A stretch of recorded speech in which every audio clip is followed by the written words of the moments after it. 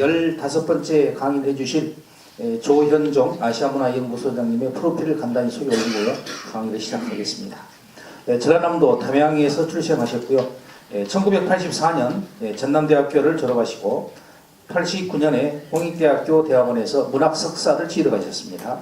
2008년에 전남대학교 대학원에서 문학 박사를 취득하셨네요.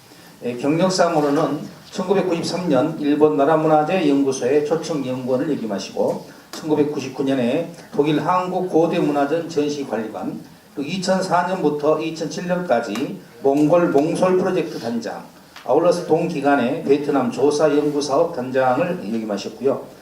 2009년부터 2011년까지 국립종합박물관 학예연구실장을 역임하신 뒤에 2011년부터 16년까지 여러분도 잘 아시는 국립강주박물관장님을 역임하셨습니다. 그리고 2009년부터 2013년까지 문화재청 사적분과위원회 매장분과위원을 역임하시고요. 2007년부터 현재 광주광역시와 전라남도 문화재위원장, 그리고 2015년부터 현재 국제저습지학회 아시아 편집위원을 역임하시고 2015년부터 현재 한국목기연구회 회장님으로 계십니다. 오늘 강의 주제는 대숲의 인문학에 대해서 아시아문화연구소장님이신 조현종 박사님을 모시겠습니다. 네, 뜨거운 박수 부탁드리겠습니다.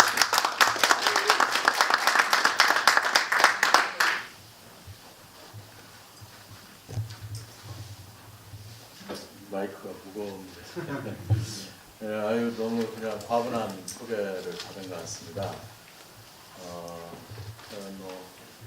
오늘 이제 금방 나 감사님께서 제가 여기 온 연유가 이제 연유를 알 수 있었는데요. 제가 우리 광주 출신으로서 평소에 존경하는 단국대학교에서 학위를 하신 분이 계시는데 그분이 우리나라에서 몽골 연구 1호였습니다. 그런데 이제 어떤 연유로 단국대학의 그 학내 어떤 이런 것 때문에 전임이 되지 못하고 지금까지 연구만 하신 이평래 교수 선생이 있었는데 아마 그분이 저를 추천을 한 것 같고요. 또 우리 여기 광남일보는 제가 정말 오랜 기간 저하고 같이 광주 문화를 고민하고 살았던 우리 김옥조 우리 친구 같은 후배가 여기 있어서 늘 마음속에 가까운 그 생각을 하고 있었고요. 최근에 우리 여주필님도 자주 뵙고 그랬습니다. 그래서 오늘은 제가 이제 원래 제 전공은 이제 고고학인데요. 특히 이제 광주 신창동 유적을 제가 한 20여 년 이상 한 유적을 조사하게 된 저로서는 굉장히 영광스러운 그런 유적 조사 경험이 있고요. 그런데 박물관에 이제 33년 있었습니다. 33년 있다 보니까 이제 제가 이런 강의를 한번 만들어 보면 좋겠다 그런 생각으로 소위 이제 대나무를 소재로 해서 과연 인문학이 어떻게 성립이 되고 또 그게 나와 어떤 관계가 있는가를 이제 시나리오로 만들어서 제가 강의를 구성했습니다. 오늘 굉장히 쉬운 내용들이어서 여러분들이 아마 주무시는 분은 없으리라고 생각을 합니다만 저녁 식사를 하셨기 때문에 그런 눈이 감아지는 그러한 역할은 제 탓이 아니라 배에서 일어나는 자연적인 현상이라고 생각하겠습니다. 시간이 별로 많지 않으니까 그냥 강의로 바로 들어가도록 하겠습니다. 네.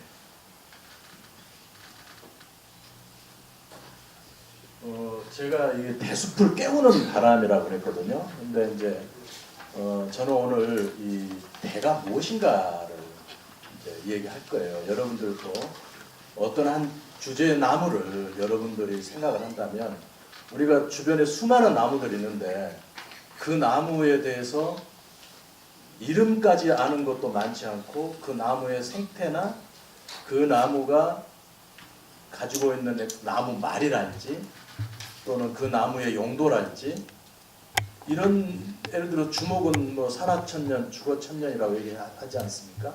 그런 것처럼 어느 한 나무에 대해서라도 굉장히 깊고 넓게 이해할 수 있는 계기가 되리라고 생각을 하는데 저는 이제 대숲을 깨우는 바람을 했어요. 그건 왜 제가 이런 말씀을 드렸냐면 원래 대는 이렇게 서 있잖아요. 대나무가. 그러니까 대는 바람에 의해서 구부러진 다음에 탄성이 있기 때문에 바로 쓰잖아요. 그러니까 대의 입장에서 보면 나를 이렇게 누워게 만드는 게 바람이고, 바람이 있어야 내가 들어 누웠다가 일어나잖아요. 그러니까 가만히 있으면 내가 직립인지를, 원래 내가 서 있던지를 잘 모르지만 누웠다가 일어나는 과정에서 내가 직립임을 깨달았다라고 생각하는 게 제가 이제 대숲을 깨우는 바람이라고 붙인 연유가 되는 겁니다. 그냥 우리는 대밭에 바람이 지나가면 그게 뭐 소슬바람이든 어떤 바람이든 대가 무슨 소리를 내고 들어 누웠다가 올라갔지만 그러니까 단순히 바람과 대가 어떤 그냥 병렬 관계가 아니라 대를 각성시키는 바람이라고 저는 썼던 것이죠. 이제 거기에서부터서 우리가 그 사물을 대하는 이 방식이 그냥 단순한 바람과 단순한 대 이렇게 해버리면 이게 의미가 별로 없어지잖아요. 그 의미를 부여할 때 저는 이제 이런 태도를 취한 것이고요. 여기는 지금 면왕정 올라가는 대밭입니다. 이게 자세히 보면은 면왕정 송순이 이제 면왕정을 지었던 그런 장소인데 올라가는 길에 이렇게 대나무가 이렇게 있어요.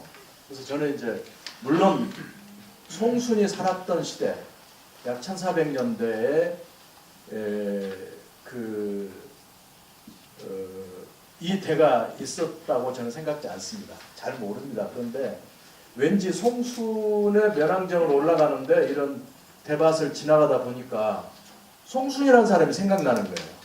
송순 아시죠? 담양 봉산면 그 기공인가 거기에 면왕정이랑 정자를 짓고 살았는데 송순이 생각나고 송순이 그러면 혹시 어떤 사람이었을까? 그러니까 그러게 되면 이제 가사문학의 선구자, 아주 그 성순의 제자가 뭐 하서 김인우, 송광정철, 임재 이런 아주 기라성 같은 호남 지역의 이런 선비들이 그분의 제자거든요. 그분이 어떤 사람이냐면 그 요새 이제 가을에 국화가 계절인데 그분이 쓴 시가 있어요. 그 명종한테 쓴 시인데 그 풍상 섞어친 날에 갓 피어난 황국화를 옥반에 가득 담아 옥당에 보내오니, 옥당은 임금이 계신 곳이죠. 도리야 꽃인 양 말하라 니무 뜻을 알꿰라. 그러니까 간신배들을 도리라고 얘기를 한 거예요.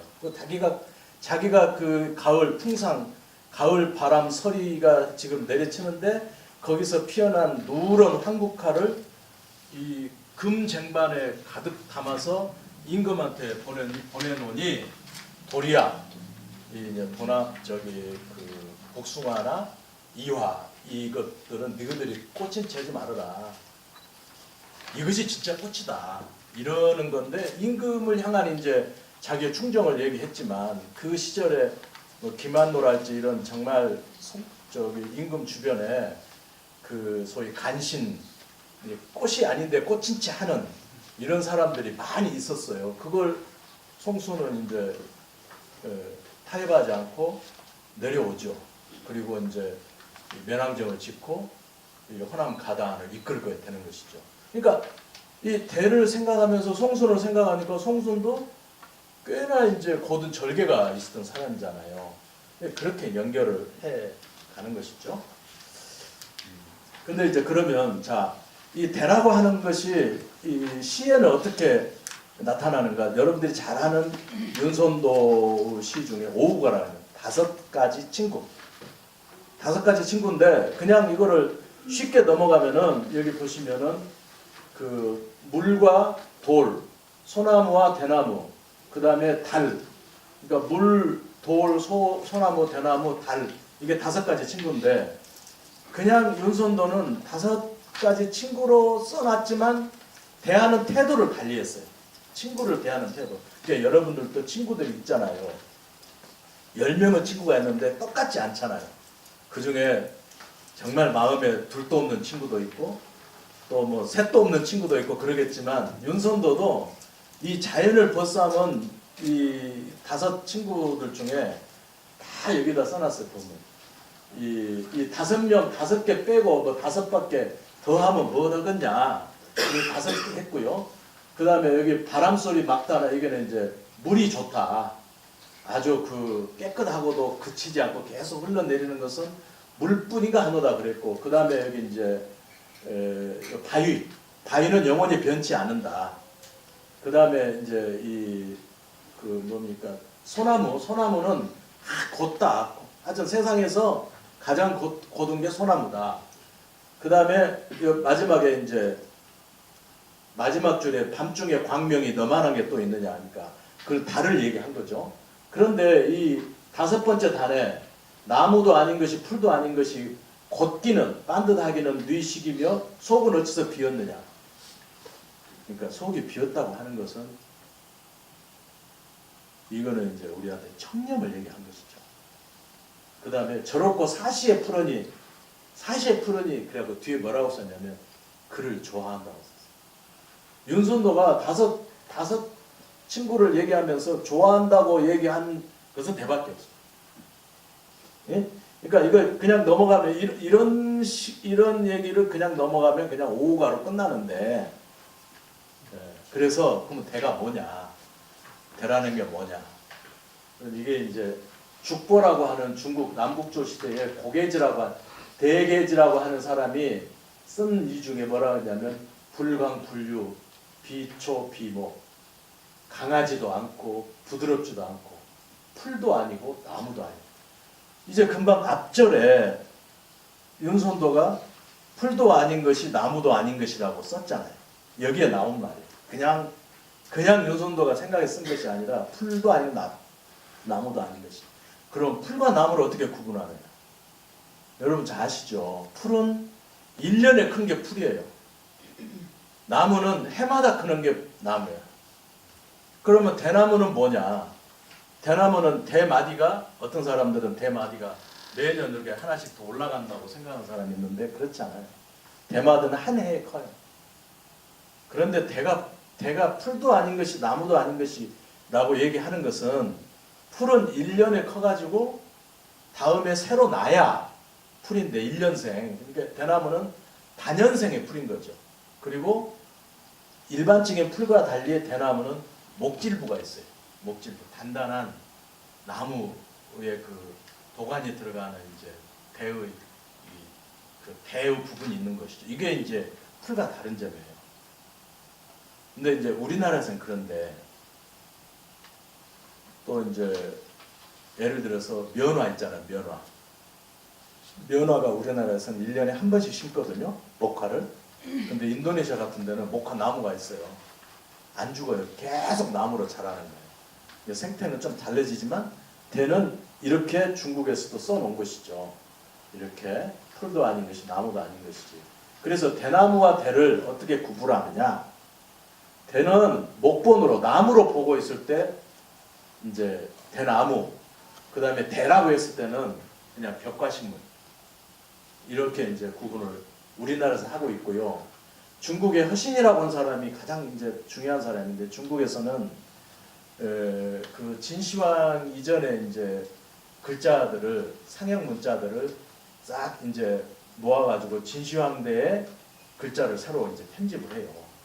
그리고 그 다음에 이제 한나라 때 다시 이제 해서가 나와가지고 진시황대의 그 어려운 글자들을 그 이제 쉽게 만들어가요. 얼마나 글자가 어렵냐면 만리장성에 이제 전국에 이제 그 노동자들을 동원해가지고 만리장성으로 보내서 장성을 쌓게 하거나 또는 북쪽에 오랑캐하고 싸워야 되는데, 그러려면 이제 사람을 불러가지고 그대 이름은 누구신가? 그러면 저는 누구누구입니다. 주소가 어디신가? 그러면 이렇게 쓰잖아요. 근데 그 한자가, 진시황대 한자가 얼마나 어려웠으면 한나절 가면 10명밖에 못 써. 이 글자를. 그냥 그걸 쉽게 가는 거예요. 한나라 때. 이렇다면 그때 이제 나온 사람이 허신이라는 사람인데, 이 사람이 뭘 얘기했냐면 한자의 연원을 밝혀가지고 해설을 해요. 그래서 설문해자라고 하는 책을, 일종의 경전 같은 훌륭한 책을 만들어냅니다. 근데 그분이 쓴 책에 이렇게 써놨어. 대나무로 하는 것은 겨울에 사는 풀이다.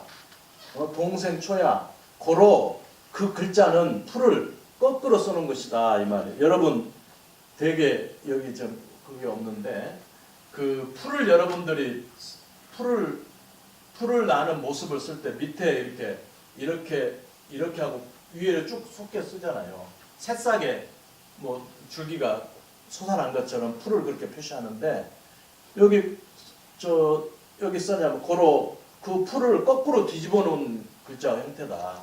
그래서 대죽자가 나온 것이다. 이해하시겠죠? 여기에 이제 대라고 하는 것, 대나무라고 하는 것의 연원이 나옵니다. 이러한 대나무는 어떻게 이제 있느냐? 그러면 뭐 굉장히 대가 아주 굉장히 많이 삽니다. 이게 뭐 아마존, 아프리카 뭐 이게 다 살고 있고요. 북이 이렇게 있고 되게 중요한 것은 연평균 10도. 연평균 10도 선인데 이렇게 분포하고 있고요. 대나무가. 그리고 이제 여러분들이 이제 저는 깜짝 놀란 게 제가 알고 있는 한 프랑스에는 예전에 이응로 선생께서 프랑스 가서 이제 학생들을 가르칠 때 대를 생전 모르는 프랑스인들에게 대를 그리는 법을 가르치거든요. 뭘로 가르쳐주냐면 당신이 대를 그려가지고 이것이 대다. 무조건 그려라. 이제 그렇게 이제 저희들이 이제 배워요. 그런데 프랑스에도 대가 있더라고요. 뭐 가보시겠지만 프랑스의 그 파리 에펠탑에서 생강 쪽으로 한 300m 가다 보면 그 깨브랑리라고 하는 박물관이 있어요. 그 뮤지엄에 가다 보면 이렇게 대나무 울타리를 착 만들어놨어요. 아름답잖아요, 그죠? 분포상. 그 다음에 프랑스도 파리에서 밑으로 쭉 내려가면은 시테섬에 있는 노틀담 말고 이제 약간 사르트르라고 하는 시가 있는데 보르도간 쪽에 거기에도 이렇게 이 굉장히 아름다운 장미의 창이 있는 아주 유명한 스탠드 글라스가 있습니다. 이 스탠드 글라스가 아름답기로 세계 제1위라고 해요. 그런데 거기에도 이렇게 대나무가 있었어요. 그러니까 우리나라처럼 이렇게 굉장히 큰 대를 이렇게 산업으로 하진 않지만 관상용으로 대들이 이렇게 있었습니다. 여기는 이태리 쫙 북쪽 티롤이라고 아시죠? 인스부르크 오스트리아 인스부르크 남쪽에 티롤 지방의 이태리 북부 볼센이라고 하는데도 여기도 보니까 이게 대나무가 이렇게 볼장 밀라노하고 연결된 볼장인데 대나무가 있었고요. 이건 인도네시아. 아까 제가 연평균 10도시라고 그랬죠. 연평균 10도시 정도까지 대가 분포하는 거예요. 우리나라에서는 이 라인이 대나무 북한계예요. 이렇게. 그래서 여러분 서울에서 이제 영남으로 내려갈 때 옛날에 영남으로 내려갈 때 중령 세제 그러잖아요. 중령이 무슨 말이에요? 대나무가 있는 영이에요. 그러니까 중령을 넘어가 버리면 대가 없는데 중령을 넘어서 내려오면 대가 있는 거예요. 그래서 중령이거든요. 그런데 이제 여기 강원도 고성 쪽까지 올라가요. 여기 지금은 이제 서울에서도 대가 자랍니다. 이제 온도가 올라가서. 그러니까 지금 제가 쭉 대의 분포, 대의 생태까지 얘기를 하고 있는데 이제 대를 한번 잘 아시는 일이지만 이렇게 죽순이 올라와요. 대나무 그러면 뭐 우후 죽순 그러니까 담양 사람들한테 죽순나무를 이렇게 이제 담양 우리 부사장님도 담양 고향이신데 죽순나무를 해주니까 누가 그랬대요. 야 죽순이 무슨 맛이 있니? 어? 비가 온 뒤에 나온 대가 무슨 맛이 있겠냐. 그러니까 나물도 이렇게 뽀득뽀득 커야 맛있는데 비 올 때 그냥 포착 커버린 게 무슨 맛있겠냐 그 말을 했다 그래서 제가 그랬어요. 원래 자기가 이렇게 대나무는 자기가 양분을 다 갖고 있다가 이렇게 기다리고 있다가 비가 와서 상태가 좋으니까 콕 왔을 따름이지 그 빗물을 먹어서 큰 건 아니라는 거죠. 그러니까 생태를 좀 더 알면 그렇게 단순하게 말씀 안 했을 거다 이런 생각을 하고 있습니다. 그 다음에 이게 이제 죽순. 오늘 저녁에도 죽순 나물이 있어서 좀 맛있게 먹었습니다. 네. 그다음에 대나무 생태계. 대를 가지고 이제 이렇게 대를 가지고 만드는 공예품이에요. 이게 이제 굉장히 시기가 올라요. 대를 인간이 이용한 시기가 굉장히 오래돼요. 담양의 죽제품 천별리. 이게 담양도 뭐 제가 찾아보니까 죽물시장 그러면 윗장터는 삿갓이 있는 데고, 그럼 소쿠리전, 지금 여기는 소쿠리전이에요. 그러니까 이름들이 달라요. 삿갓전에서 소쿠리전, 죽물전, 그러다가 이제 죽물시장이 된 거예요. 이런 것들도 사실 이제 찾아봐야 돼요, 기록들을. 그리고 좀 더 여기서 더 나가면은 일제 때 소위 만주지방까지 우리의 그 생활 용기로 저기 석권했던 게 담양의 대바군이에요.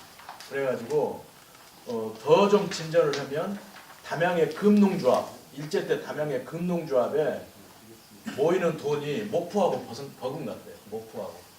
그래서 또 하나 더 나가면은 담양이 조합운동의 선구자적인 위치에 있어요.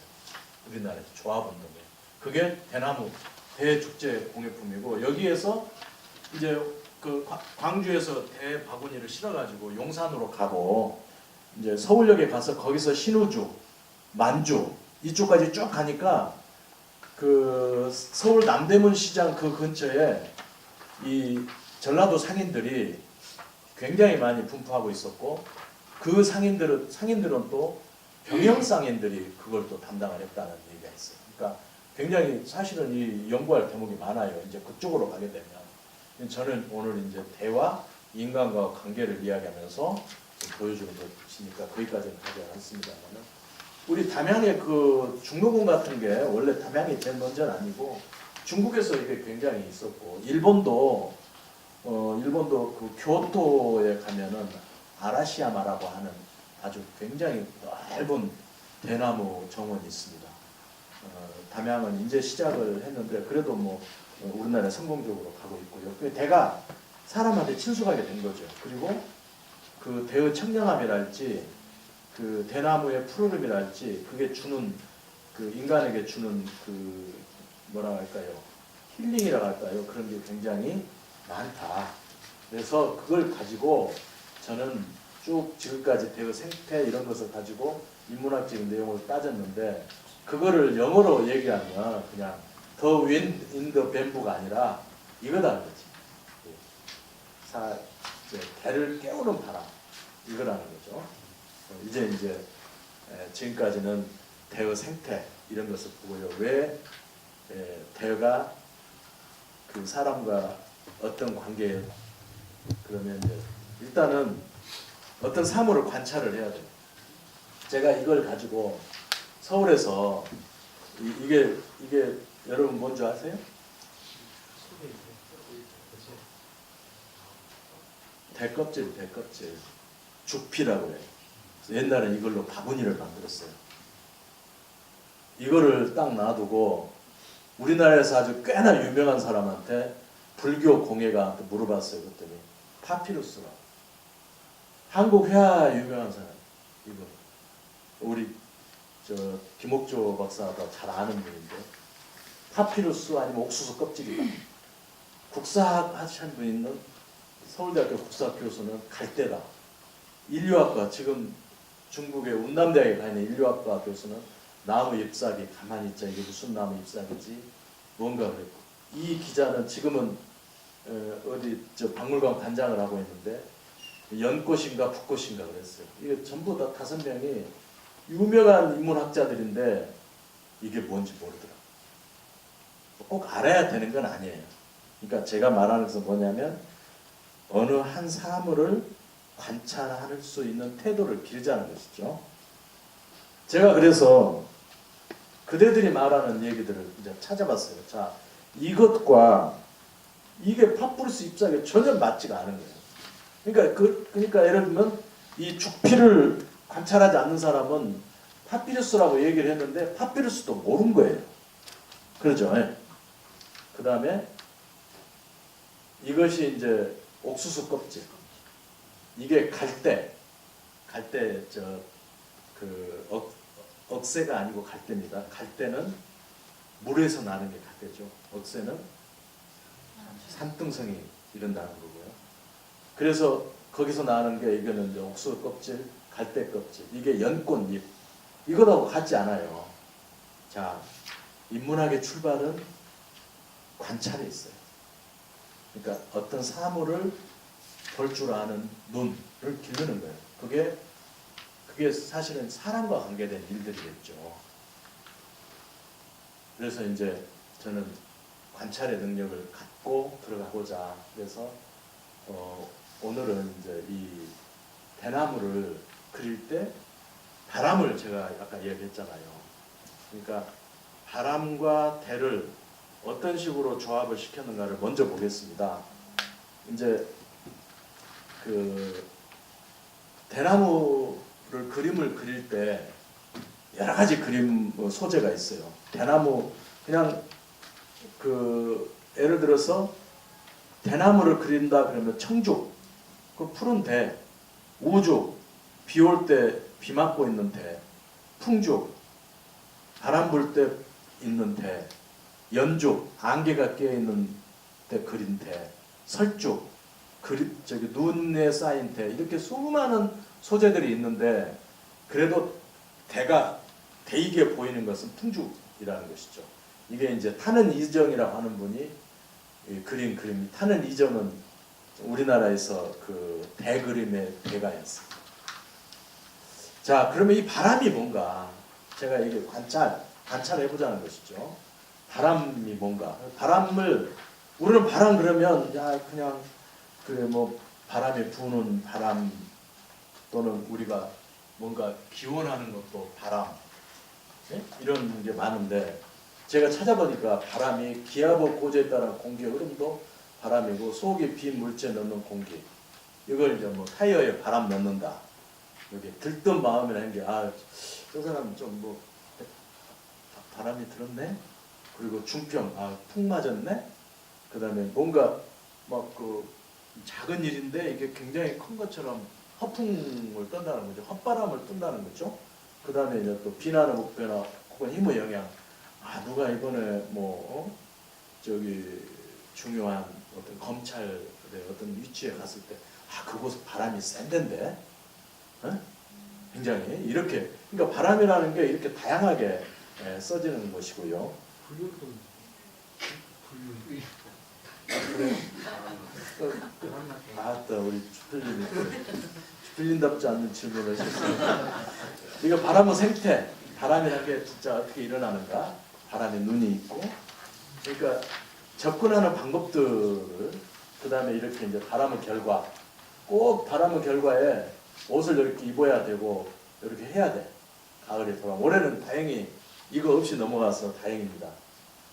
공무원들 이거 좋아하시죠? 그 다음에 바람. 바람은 어디서 나서 어디로 간지를 몰라. 예? 그렇죠. 여러분 아십니까? 바람의 시작과 바람의 끝을. 그리고 바람은 뭔가 어디서 일어나서 어디로 간지를 모르기 때문에 비밀이 많은 거예요. 그래서 사람들은 바람에 의탁을 해. 자기 생각을.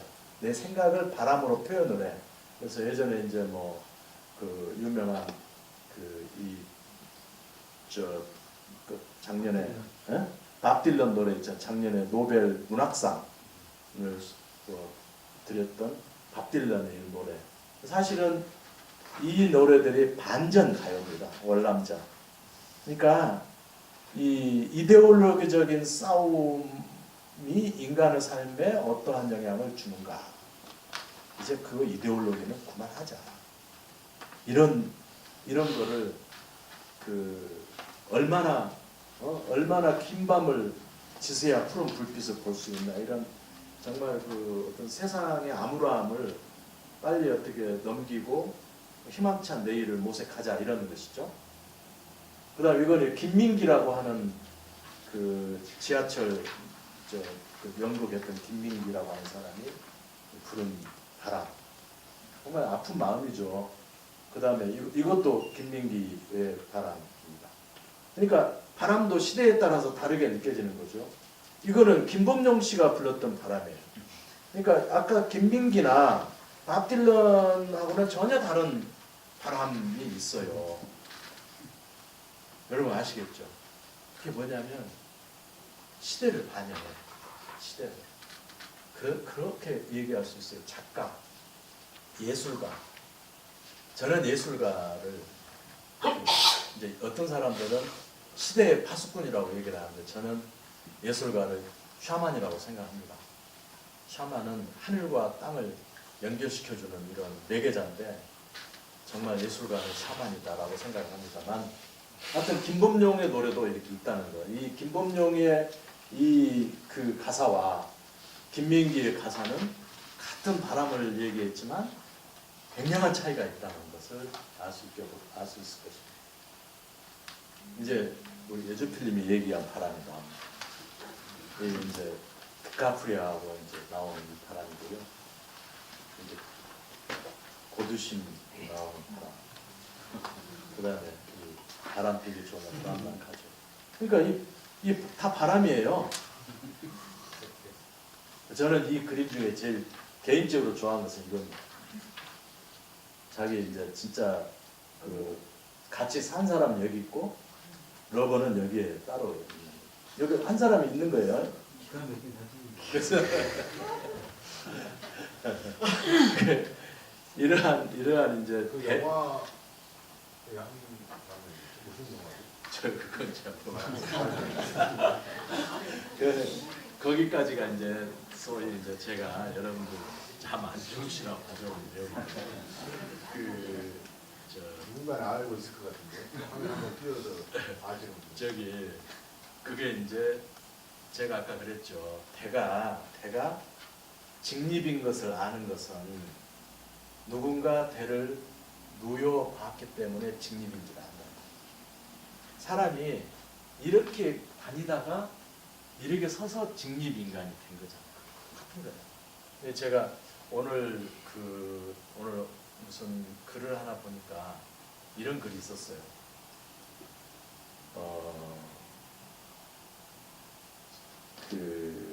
글래스, 그러니까 푸른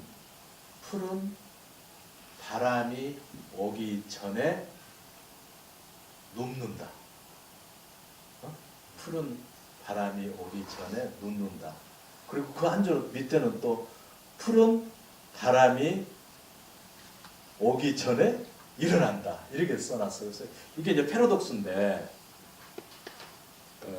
푸른 바람에 따라서 눕고 바람에 따라서 일어나는데 이제 풀을 강조해서 쓴 글이 있더라고요. 그래서 그 바람의 이야기인데 왜 저렇게 표현했구나 생각을 했습니다.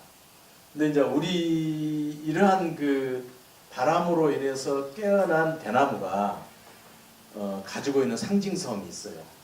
이 사군자 나타나고 세양고절로 나타나고 군자라고도 표현을 하고 신의와 효 정결의 상징이고 요새 우리에게 필요한 것은 공정성과 독립성 그리고 삼국시대 이런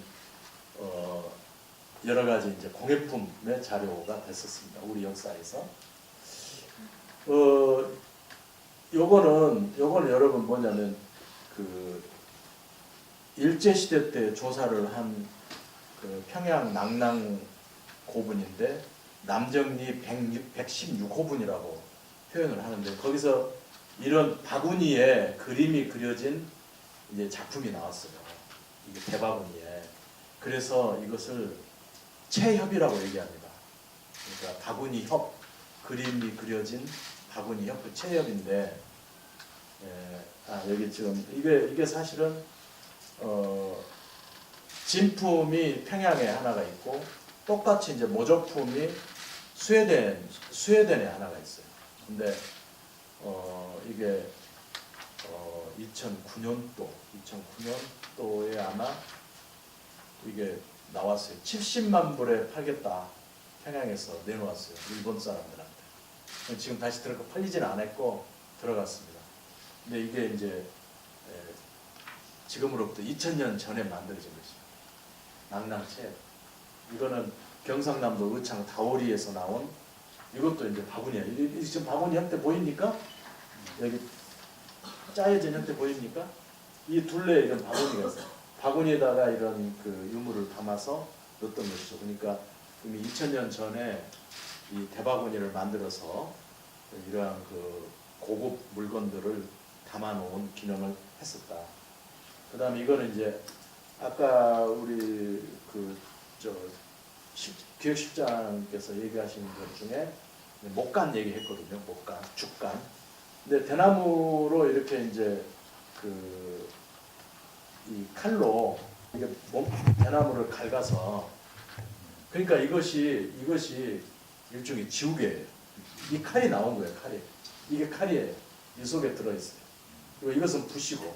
그래서 우리나라에 처음으로 그러니까 우리나라에서 가장 오래된 붓과 삭도의 자료가 2000년 전에 나온다. 그 다음에 중국의 삼국지를 보면은 삼국지에 지금 요게 대발이거든요. 그 귀문발이라고 그래갖고 대발이 있어요. 이거는 이제 그 제갈량이고 여기는 유비가 삼고초를 해가지고 제갈량 집에 들어와가지고 이제 그 제갈량을 데리고 나가는 모습이 여기인데 제갈량이 남하에 살고 있다가 형주 융중에서 이제 기다리고 있을 때 삼고초가 있었어요. 그래서 제가 여기를 이제 그 정말 이 삼국지 이 영화처럼 제갈공명이 살았던 집이 대나무가 있는가 가봤더니 이렇게 제갈공명 집을 만들어 놨더라고요. 그러니까 그 중국 애들이 삼국지 만들 때 그냥 대충 한 게 아니라 이런 사진이 다 이런 데서 연유해가지고 만들어 놓은 거죠. 자, 우리나라에서는 이 진각국사 해심이 대를 그냥 대라고 얘기하지 않고 존자라고 얘기했어요. 굉장히 높은 일종의 반열에 올려놓은 거예요. 이 진각국사 해심은 우리 고장 나주 출신이죠. 그리고 수선사, 그러니까 성광사 진울의 직계 제자예요. 그러니까 진울 선생이 1대 수선사의 이제 1대였다면 2대가 이제 해심인데 아주 공부를 엄청나게 많이 하신 분인데 이분이 대나무한테 죽존자라고 표현을 했어요. 원천석이라는 사람은 고려 말 유명한 이제 그 학자죠. 근데 이분은 여기 보면 세양고절, 아마도 세양고절은 몇 분이 아니라 뭐냐면 추운 겨울에 홀로 푸르른 홀로 절개를 지키고 있는 게 우리 선조들은 대나무, 소나무, 그 다음에 잣나무, 그 다음에 매화도 세양고절이에요. 왜냐하면 추운 겨울이 지나고 향기로운 봄에 꽃이 피우니까 매화도 그렇게 세양고절을 하겠어요. 세양고절이라는 뜻은 어떤 뜻이냐면 탁한 세상과 타협하지 아니하고 자기를 꿋꿋이 지키고 있는 것을 뜻하는 것이에요. 그러니까 자기가 저런 나무들처럼 하고 싶다는 그런 표현이죠. 원천석 씨는 고려가 망해가지고 이제 치악산에 들어갔거든요. 근데 그 뒤로 지금까지 소식이 없다는. 그 선주교 얘기나 선주교 우리 이제 정몽주와 이방원의 그 이야기가 서린 선주교가 원래는 선지교고 거기에 이제 뭐 그 철퇴에 죽은 그 정몽주의 피가 지금도 있다 해서 진짜 그 줄 알고 예, 가봤어요. 가봤더니 여기에 지금 요 부분 어때요? 피처럼 보입니까? 그래서 제가 정말 야 이게 뭘까 봤더니 철분이 들어있는 화관암이 있어요. 그지만 저는 그냥 피로 생각하기로 했습니다. 제가 그때 젊었죠. 2004년 이분이 2004년도에 조선 중앙박물관장, 이분이 서울의 중앙박물관장, 이분은 김분이라고 하는 프라다 핸드백을 갖고 있는 엄청난 미인, 그 선주교에서 만나서 사진을 이렇게 찍었습니다. 자, 아까 오우가 얘기했죠. 오우가를 썼던 윤선조의 4대 손, 이게 이제 그 저기 그 공제 선생 노구당 아까 이제 얘기했으니까 넘어가시고요. 자, 아까 여러 가지 상징이 있다고 그랬죠. 대나무가 세양 고절, 그다음에 충효, 여기는 신의. 신의는 뭐냐면 야 친구들 간에 같이 지내고 있는데 과거를 조선시대 과거를 같이 봐가지고 10명이 급제를 했어.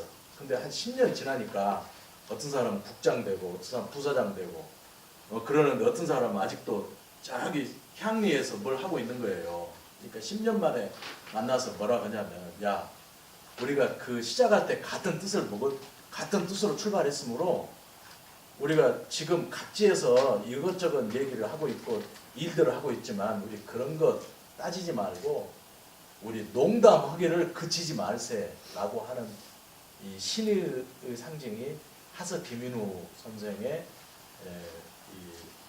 그 연방 동년 계획을. 그러니까 지금 우리가 친구들하고 만나면 셀카를 찍지만 옛날에는 그 카메라가 없기 때문에 그림으로 그린 거예요.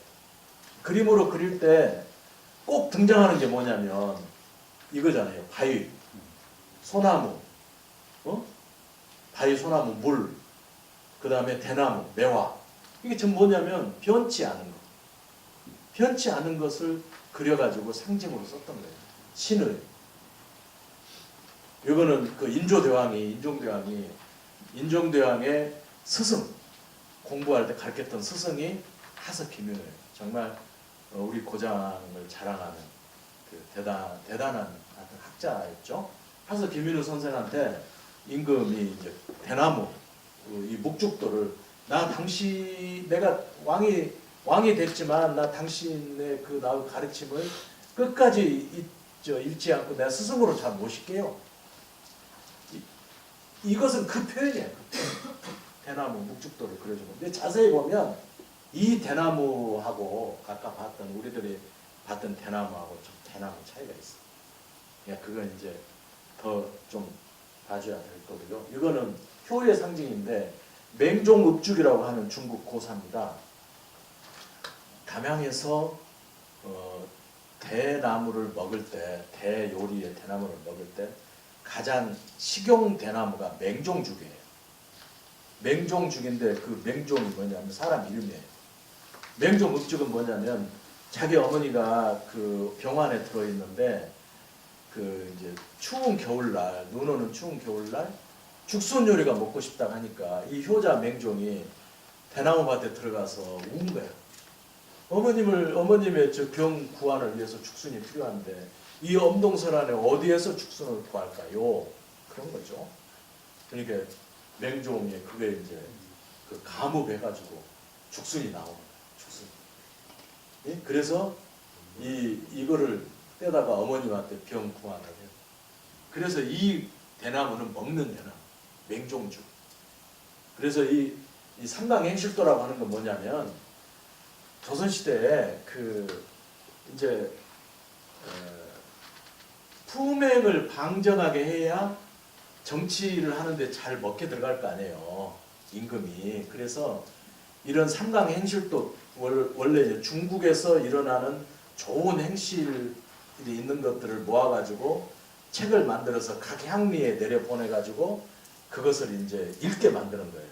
그래서 이걸 읽어보고 나도 부모한테 효도하고 뭐 또 남편한테도 잘하고 뭐 순전 이런 내용들을 묵혀진 게 삼강행실도고 그것을 우리나라 것을 더 넣어가지고 만들어 놓은 게 속삼강행실도. 맹종읍죽은 삼강행실도 먼저 나온 것이고 이거 이제 속삼강행실도예요. 그러니까 중국 것만 넣는 게 아니라 중국 거 쓰다가 우리나라 것도 집어넣자. 서씨포죽이라고 합니다. 서씨는 누구냐면 저기 경상북도 풍기에 사는 서사달의 딸이 있는데 동네에 있는 도운봉이라고 하는 총각하고 딸을 결혼을 시켰는데 1년이 못 가서 이 남편이 죽은 거야. 그러니까 서씨가 너무 아쉽고 또 그리운 나머지 자꾸 울어. 그러다 보니까 그 자리에서 우는 자리에서 하얀 배가 나. 하얀 태가. 처음에 3개가 나오더니 나중에는 7, 8개가 나와. 그게 소문이 나서 장원대부, 세종 장원대부 귀에 들어가는 거예요. 근데 장원대부 세종이 명을 해가지고 그림을 그려와라. 예?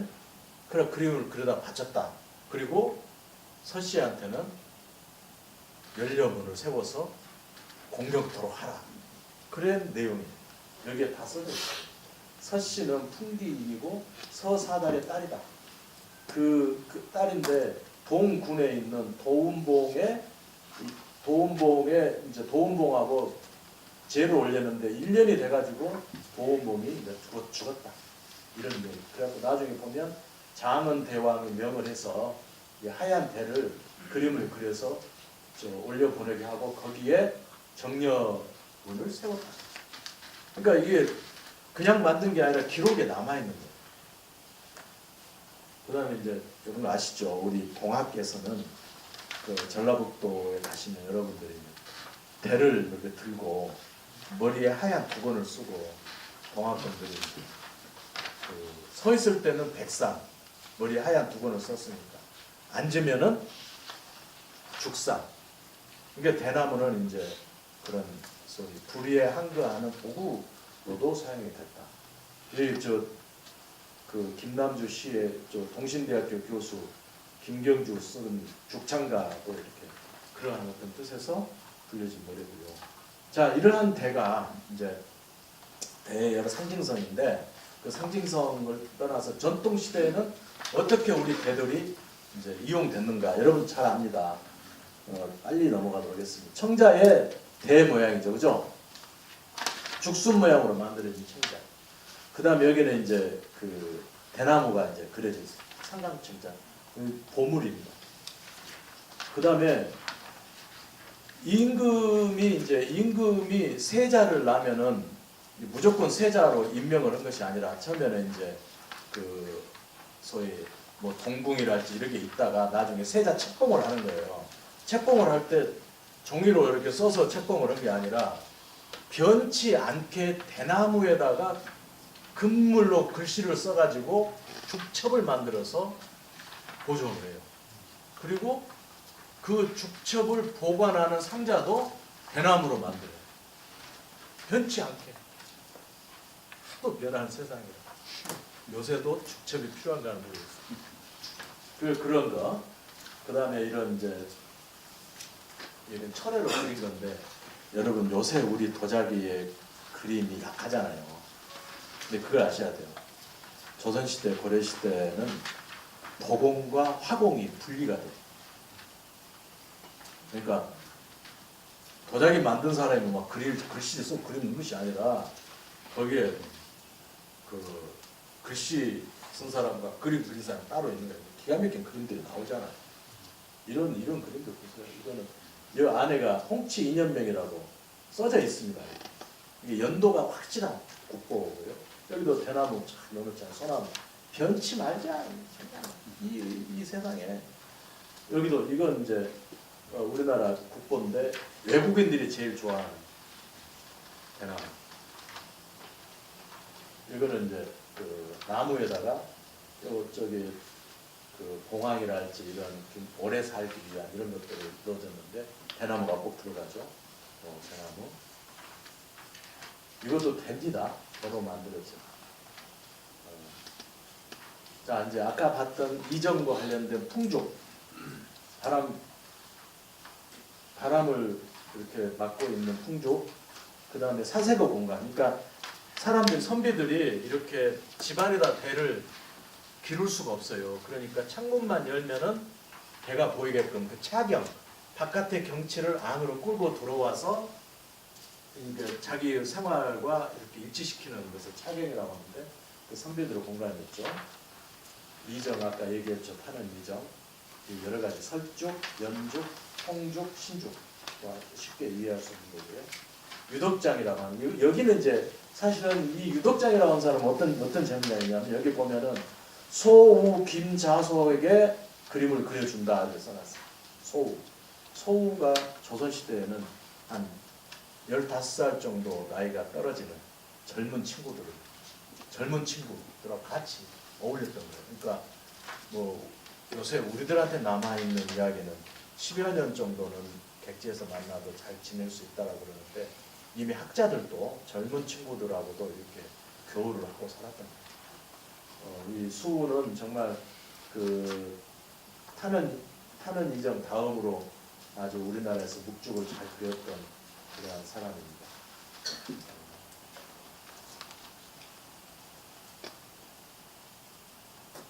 보시죠. 자하신이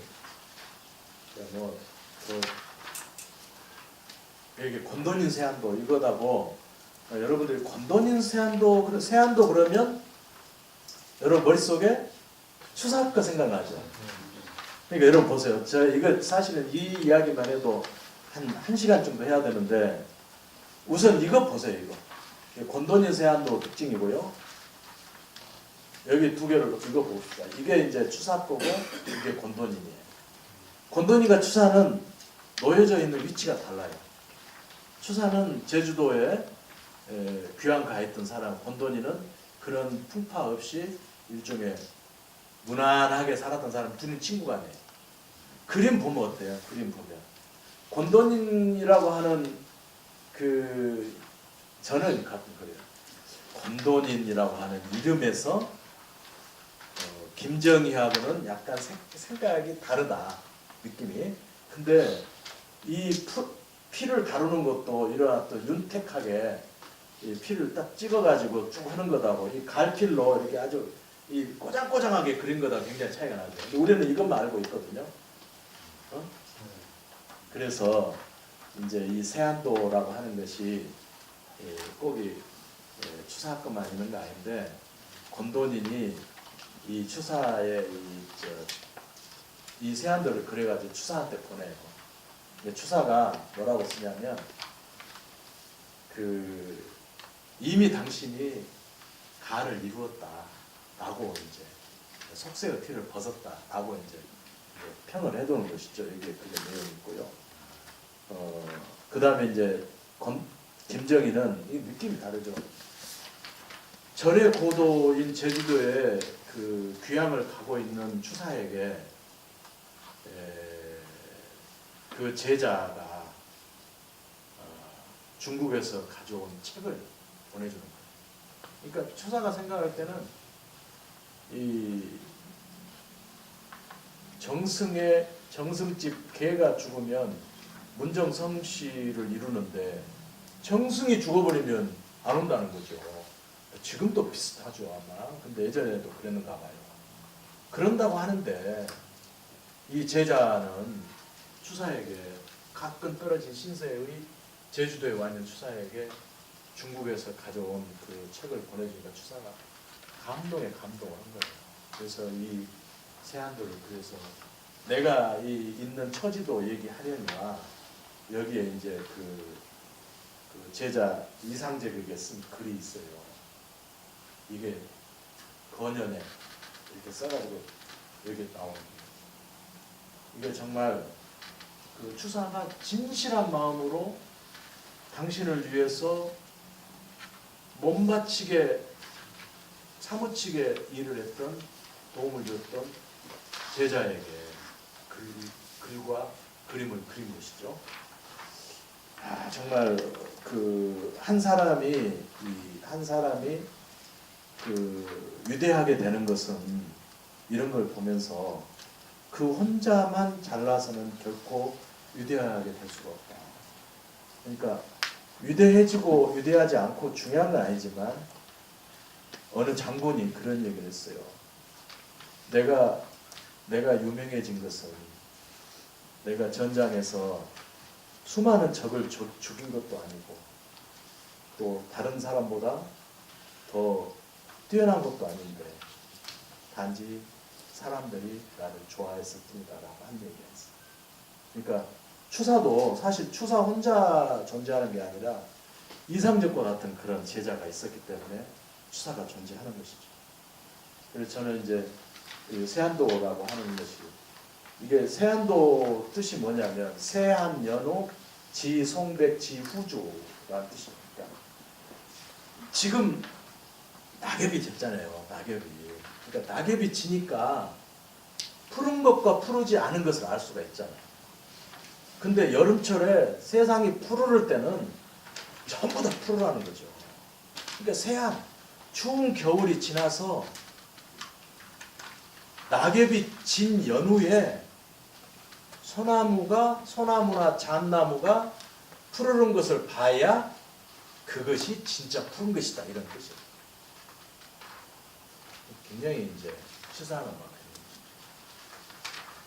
우봉 조일용, 그다음에 우리 소치허련 선생은 양천어 씨의 이제 잔반 출신인데 초이 선사에게 눈에 띄어서 초이 선사가 추사에게 연결을 시켜서 소치가 중앙 무대에 등장을 하게 됩니다. 근데 소치에게 추사는 언덕이죠. 큰 언덕.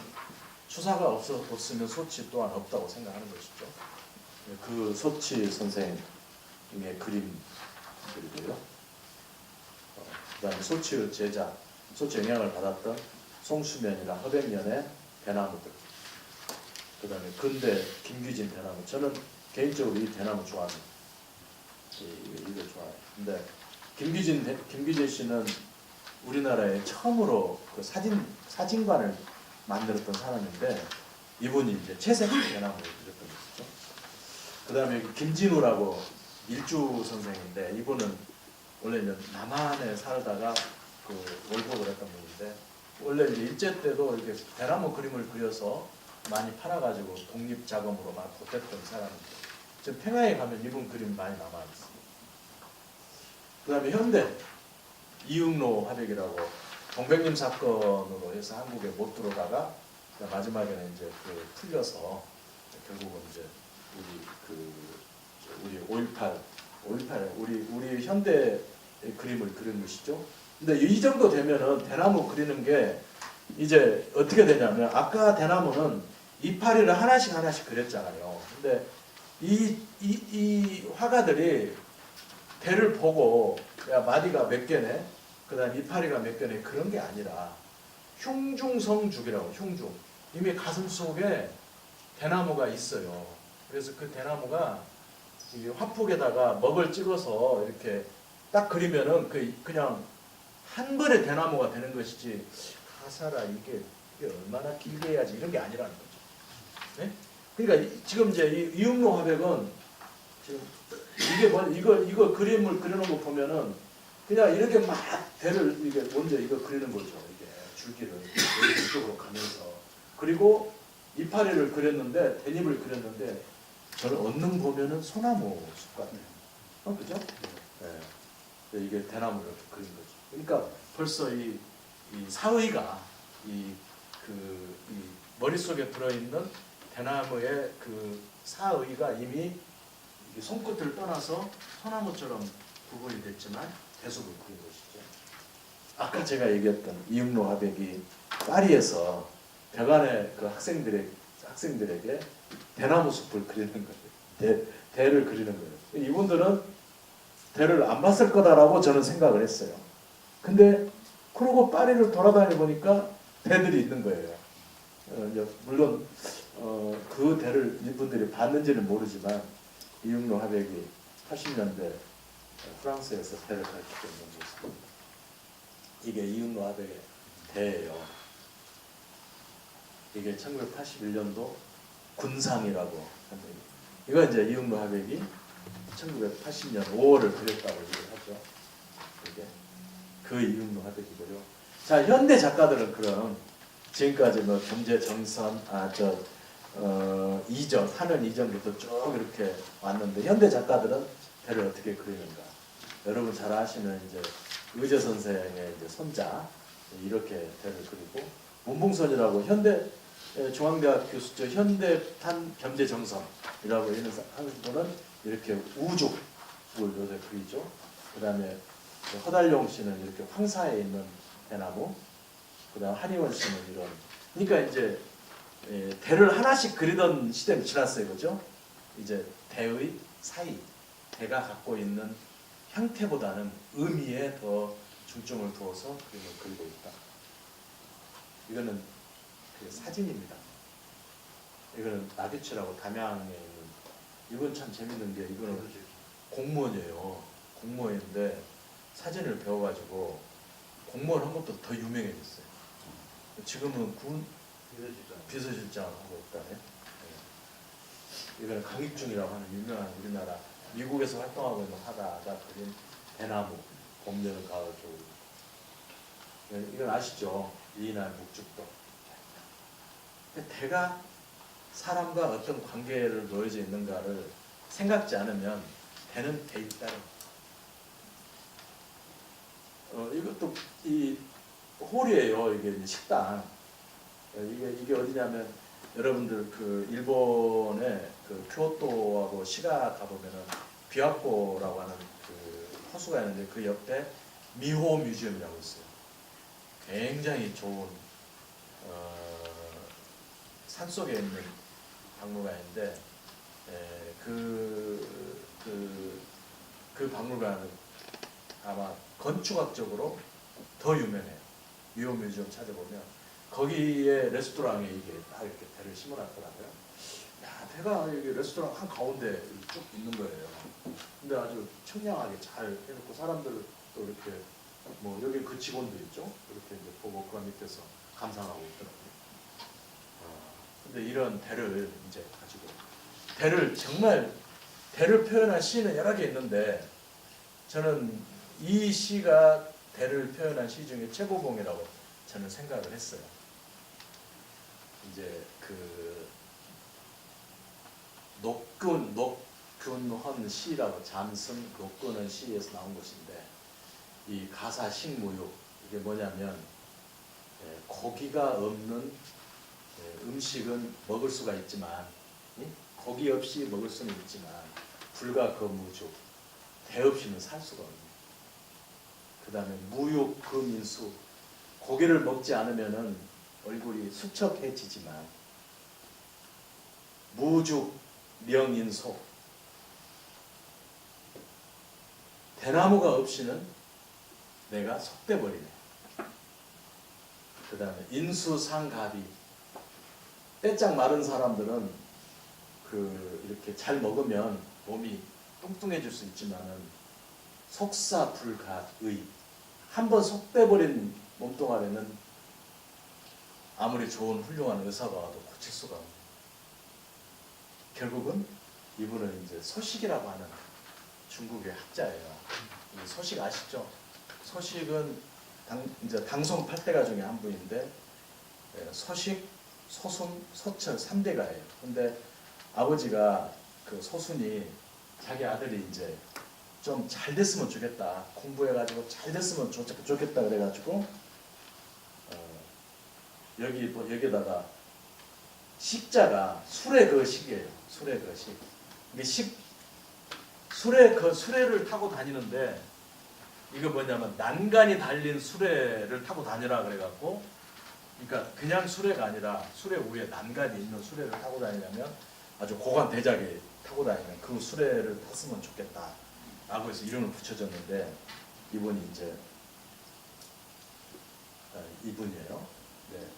중국에서 이제 그 당시 그 구양수라고 하는 분 아시죠, 여러분? 네, 그분이 이제 송나라 때 그 과거의 최종 위원장이에요. 이제 마지막에 1, 2, 3등을 가르는 위원장인데 자기가 가장 그 아끼는 제자가 있었어요. 근데 자기가 구양순 또는 구양수 이렇게 얘기합니다만 그분이 생각할 때 내가 이 과거의 장원을 내 제자를 주어버리면 내가 그 스승으로서 욕을 먹으니까 얘를 절대 안 줘야 되겠다. 라고 이제 생각을 하고 천하에 제일 잘 쓴 문장을 딱 뒤로 빼고 2등을 1등으로 올려놨어. 근데 2등을 1등으로 올렸는데 자기 제자를 올려놨거든요. 고양수가. 그래가지고 이제 자기가 과거 위원장을 사퇴를 해. 그래서 자기가 그 잘못해서 이제 더 이상 내가 자격이 없다. 근데 도대체 그 내가 내린 2등이 누구냐? 원래 1등이지. 그게 소식이야. 그래갖고 구양수가 뭐라 했냐면 이제 중국의 이 학문 세계는 구양수의 이름은 거하고 소식의 세계가 내 하도다. 그렇게 얘기를 했대요.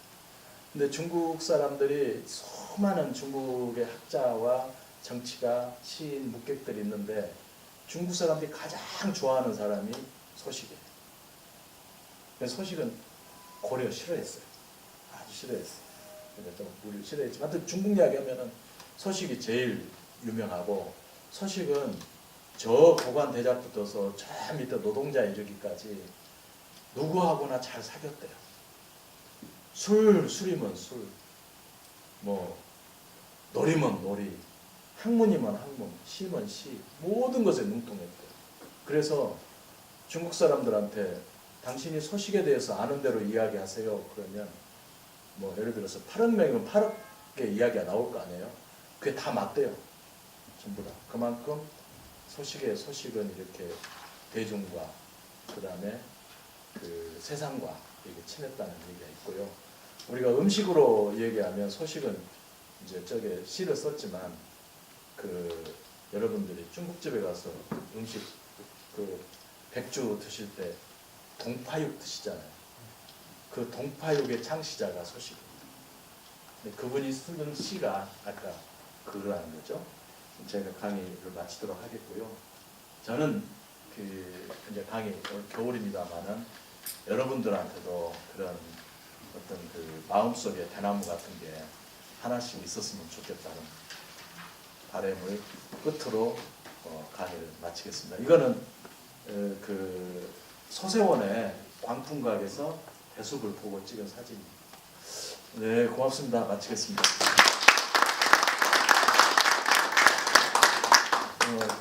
혹시 저에게 질문 혹시 있으신가요?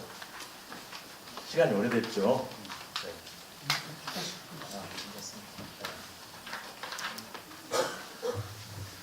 네. 네, 그대로 마치겠습니다. 고맙습니다. 사진 한번 보고 싶던데. 뭔 영화? 단장님으로 지금 계신 것 같은데 이왕 이렇게 어려운 자리에 모셨으니까 말씀하실 수 있는 그러니까 범위 내에서만 혹시 한 말씀 간단하게.